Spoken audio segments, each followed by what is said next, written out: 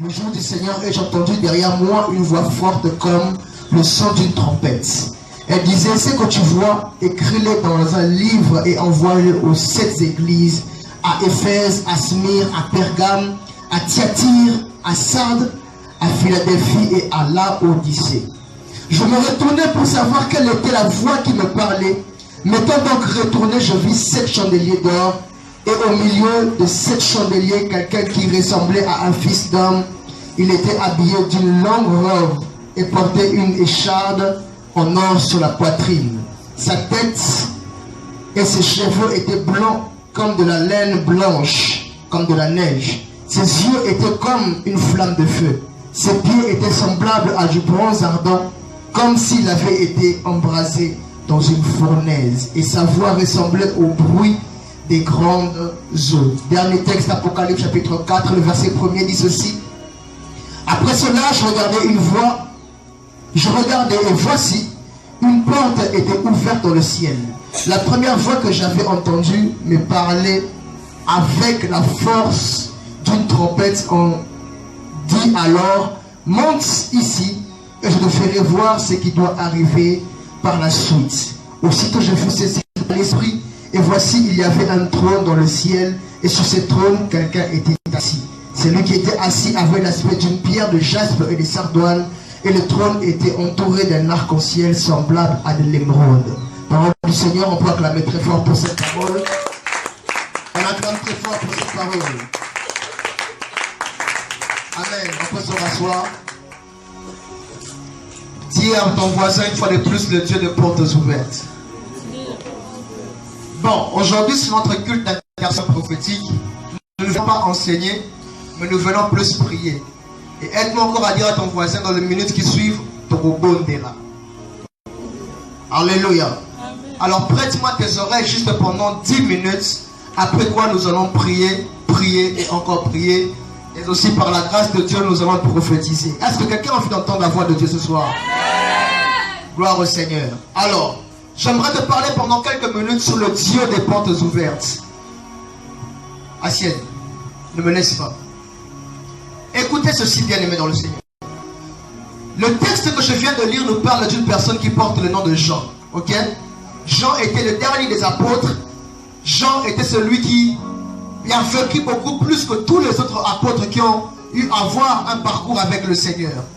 Et il s'est fait que se retrouvant dans l'île de Patmos, Jean a eu cette grâce de recevoir une vision afin de pouvoir voir ce qui allait venir dans le jour, dans le mois, dans les années futures. Alléluia. Amen. Alléluia. Amen. Mais aussi avant d'aller beaucoup plus loin, j'aimerais t'informer que la pensée que je suis en train de te donner va te suivre tout au long de ton mois de mai que nous venons de commencer. Amen. Et comme nous venons de commencer un mois de mai avec succès dans la présence de Dieu, je décrète et déclare que ce que tu as commencé dans la présence de Dieu, le diable ne te le volera pas. Amen. Je croyais que j'étais en train de prophétiser que je suis avec quelqu'un. Ce que le Seigneur te donne aujourd'hui dans sa présence, personne ne te le volera. Et ce que le Seigneur te donne dans sa présence aujourd'hui, tu vas le voir, tu vas le nourrir, tu vas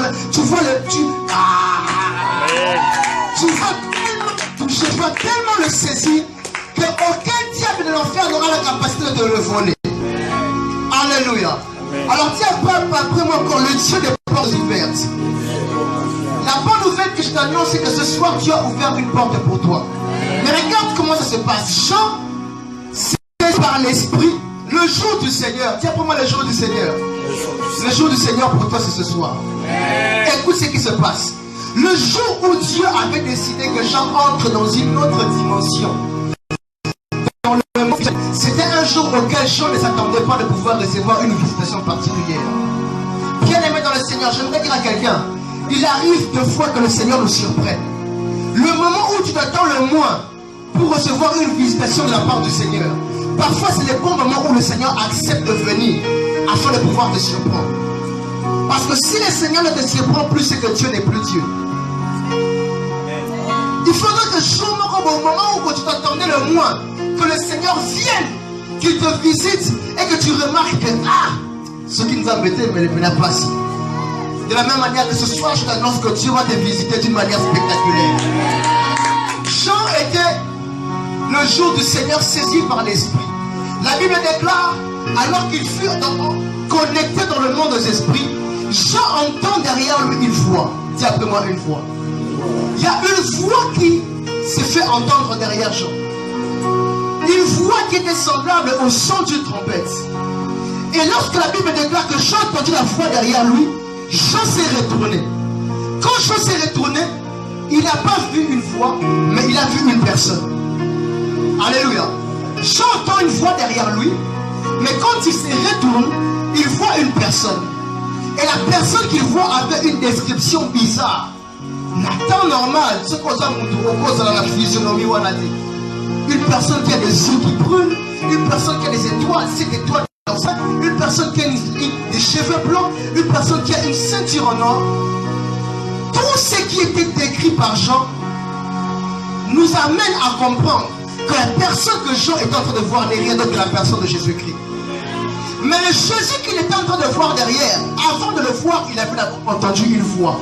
Dis après moi la voix.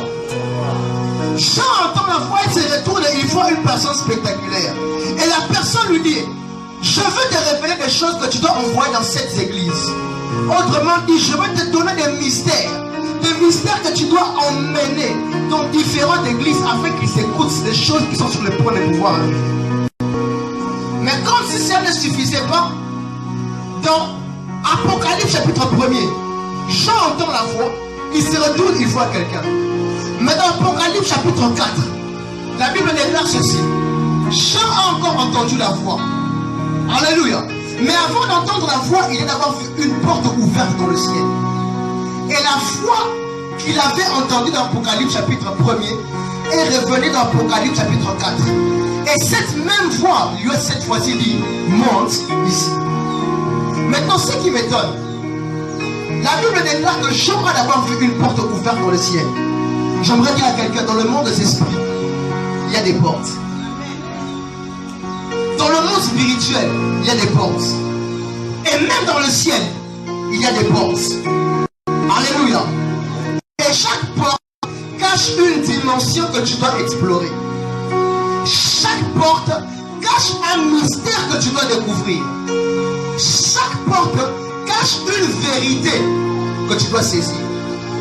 Ce soir, Dieu ouvre pour toi une porte, toi qui es en train de me suivre. Et cette porte, tu dois l'exploiter. Cette porte, tu dois le saisir.